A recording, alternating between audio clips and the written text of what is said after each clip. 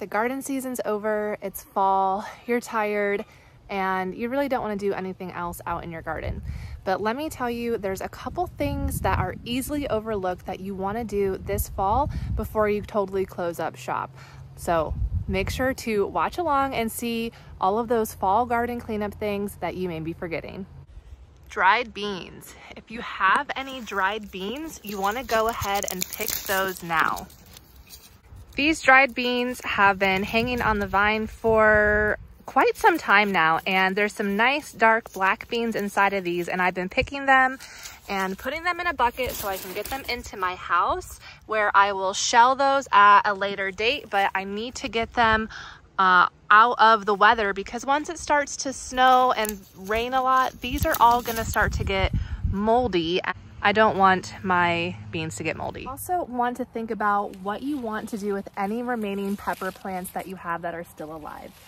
I have quite a few pepper plants here that are still green and look healthy. Now they're not producing any more peppers, except for this little guy on here. At this point in time, I know that it's just a matter of days before a cold enough frost comes and these beautiful pepper plants are no longer. So you have the option to overwinter your pepper plants indoors. I am not going to do it myself this year, but last year I overwintered about 8 different pepper plants, and 3 of them came back to life over the winter, and I was able to replant them back outside. So if you want to overwinter any of your pepper plants, you're going to dig up the whole plant at the root base.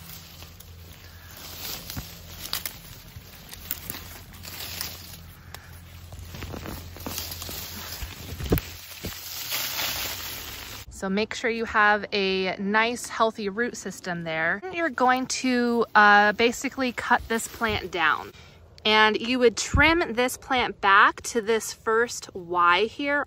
So I would trim to here and to here, and then that section, I don't have snippers with me, so just pretend this is the section that you're keeping and putting into a pot. So your plant would look something like this. And I know it looks pretty scary and you wouldn't think this is going to do anything. It's going to be dormant over winter, so you could put it in your basement or just an area that stays around 55 to 60 degrees. Just really lightly water, maybe just 2 times a month you would water it. Don't overwater either. And then in like March or April, bring it back out, put it in front of some sunlight, and it will start to grow leaves on these buds, and you will be able to plant your pepper again. Peppers are perennial in tropical climates.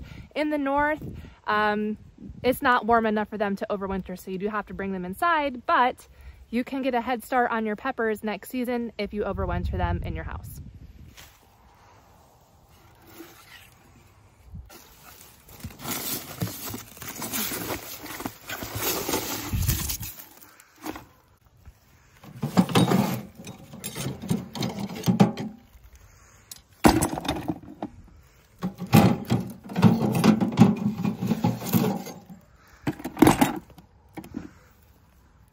Be honest, how many garden tools have you ruined from leaving outside over winter?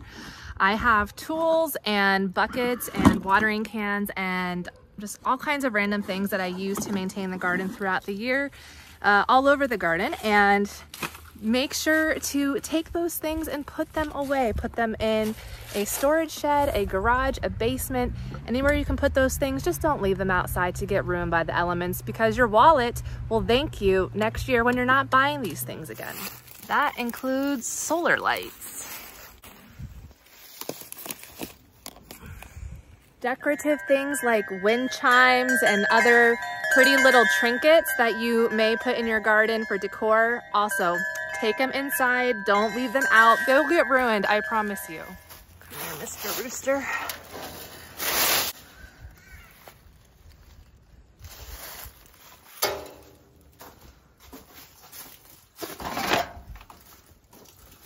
You're welcome.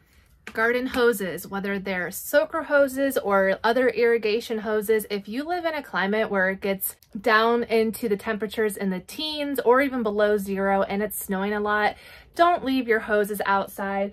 I have ruined so many good hoses by leaving them outside, and then the next year when I go and try and use them, there are holes in them or they just break apart. So save yourself some hassle. Next year, just go ahead, go out, wind up those hoses. You'll be happy you did it.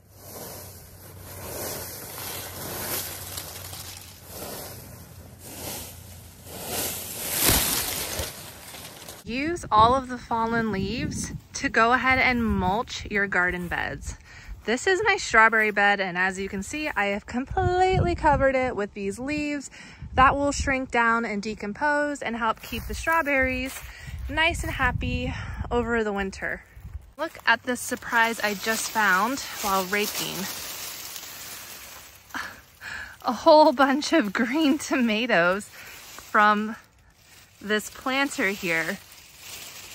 This is the Japanese black trifle tomato, and I think the leaves that they were in has been insulating them. It's really exciting. Any outdoor faucets like this, you want to make sure that the valves are turned off wherever your water supply is coming in from. For us, the valve is in my basement, so we make sure to turn that valve off to disconnect the water supply from this hydrant here, and then we will lift this up and make sure all the water has been drained out from the pipe, so that way it will prevent any freezing of water. Once we are consistently having freezing temperatures, you can ruin any outdoor water hydrants or spigots like this from freezing, so you want to make sure that you are turning those valves off and draining out the water flow. Any chairs, umbrellas, or other materials, make sure to put those away. And if you have compost bins or want to have a compost pile, this is a good time to add all of your greens from your spent plants and the browns from the leaves and just stack those up and start to make your compost pile. And then if you have kind of like this 3-bin system like I do, where I've got different stages of the compost breakdown, it's also a good time to go ahead and flip those, turn those. And I also would recommend putting some kind of tarp over top to help with the water that's getting into your compost bins. That's something that I still have to do, especially over my finished pile, because I don't want all my nutrients to be leaching out into the soil and washing away from all the rain and water that's going to get on top of there. And if you want to grow garlic and haven't gotten it in the ground yet, this is still a great time to go ahead and get your garlic planted. I did mine last weekend, and because my soil is still workable, it's still loose, it hasn't frozen yet. So as long as your ground is still workable, you can go ahead and still plant your garlic. But we're running out of time because once the snowfall comes and accumulates, planting garlic is going to be a lot harder. So if you haven't done that, get that done ASAP. Well, I hope these tips were helpful for you and reminded you of some garden chores and cleanup that you need to get done before the snowy, rainy season comes upon us, and then you really won't want to go outside at that point. So make sure to get out, go ahead, clean up your garden, put things to rest, and you will thank yourself in the future for not being lazy about these things. And again, I know it's hard and it's not fun. I don't like to do it. I have other things I would rather be doing today than cleaning up the garden, but it is important to make sure that I'm taking care of all of the tools and supplies that I use to maintain my garden throughout the year. If you like this video, please make sure to leave a comment on something else that I may have forgotten about garden cleanup. Is there something else that you do that I didn't cover today? That'll be very useful for our watchers to read in the comment section. And make sure to subscribe to my channel, Bloom and Wolf Gardens, for more home garden tips, homesteading life, and garden tours. Thanks so much for watching, and we'll see you on the next video. Bye.